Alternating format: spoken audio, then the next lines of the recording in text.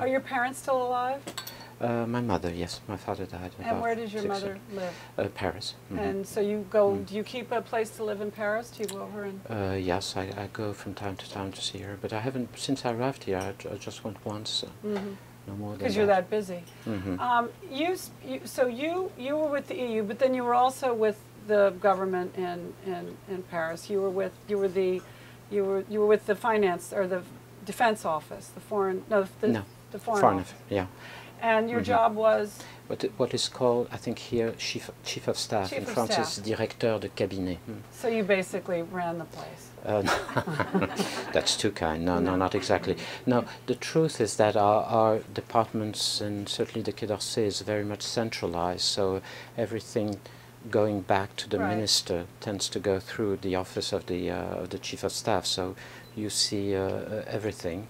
And furthermore, every time you have a crisis appearing here or there, you are the one who has to try to deal with that, of course, under the supervision of the minister. But he can't be there all the time, so he delegates to you the management of every crisis that can appear.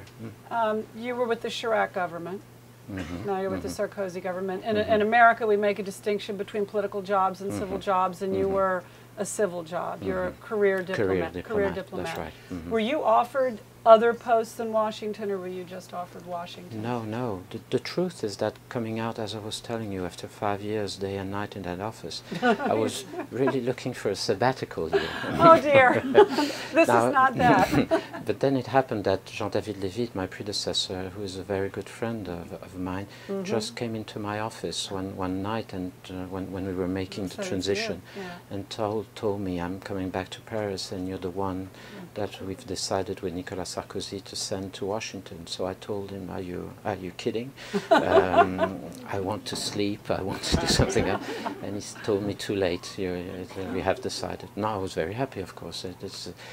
Our embassy in Washington is considered as the most important in our network. So well, and we've had a history here of having wonderful relationships with the French ambassador.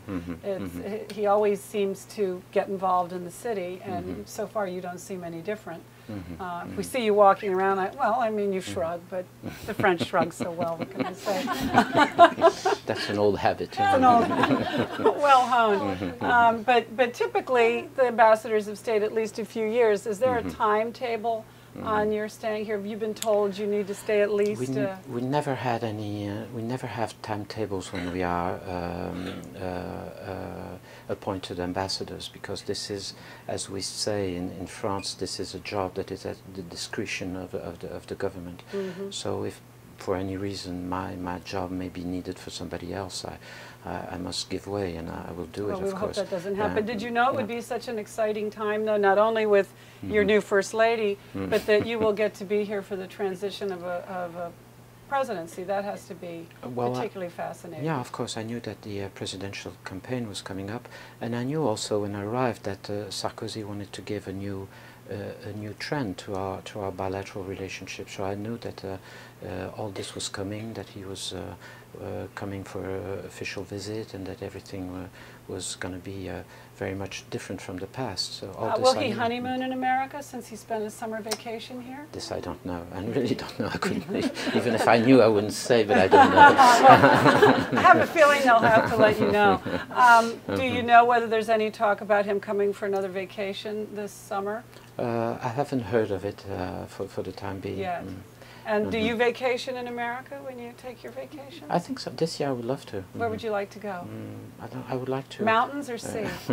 I would like to hire a car and drive all around. I used to do that when I was younger, because, as I was telling you, my father was a diplomat, and he was at one point posted in Mexico. So I used quite often to come from Mexico to your country, and I travel quite often from Chicago to San Francisco, Los Angeles, and getting back to Mexico driving. Yeah. Are you a top-down guy or a top-up guy?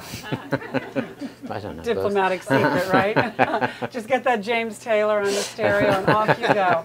Well, I think we know what you'll be doing this summer. Our time is up. I hope I haven't tortured you too much. No, not at all. And I thank you for... You've been very charming and diplomatic, and you shrug beautifully. But thank you very much, Ambassador Vimont. Thank you.